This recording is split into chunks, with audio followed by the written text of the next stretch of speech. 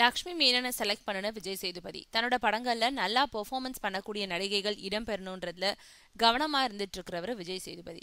அந்த வகையில காயத்ரி, ரம்யா நம்பீசன், நந்திதா, ஐஸ்வர்யா ராஜேஷ், நயன்தாரா, மடோனானு குறிப்பிடத்தக்க நடிகைகளோட நடிச்சிட்டு வந்த அவரு இப்போ தர்மதுரையில தமன்னாவோட நடிச்சிருக்கிறவரு. காக்கா முட்டை மணிகண்டன் இயக்கும் ஆண்டவன் கட்டளையில நடிக்க தயாராயிட்டு இருக்காரு. இதுக்கு நடுவுல ரெக்க படப்பிடிப்பும் தொடங்க இருக்கு. மேலும் இதுக்கு முன்னாடி ஆரஞ்சு மிட்டாய் என்ற படத்தை தயாரிச்சு நடிச்ச விஜய் சேதுபதி இந்த ரெக்க படத்தையும் தானே தயாரிக்கிறாரு. இந்த படத்துக்கான ஸ்கிரிப்ட் ஒர்க் வேலைகள் கடந்த சில மாதங்களா அவருடைய அலுவலகத்துல நடந்துட்டு இருந்தது. மேலும் விஜய் சேதுபதி சொந்த படம் தயாரிக்கிறாருன்னதும் அவரோட அபிமானத்துக்குரிய சில ஹீரோயின்ஸ் தான் அவர்கிட்ட சான்ஸ் கேட்டுட்டு வந்த நிலையில அந்த கதைக்கு லக்ஷ்மி மேனன் தான் பொருத்தமா இருப்பாங்கன்னு அவங்கள ஓகே செஞ்சிருக்காராம் விஜய் சேதுபதி.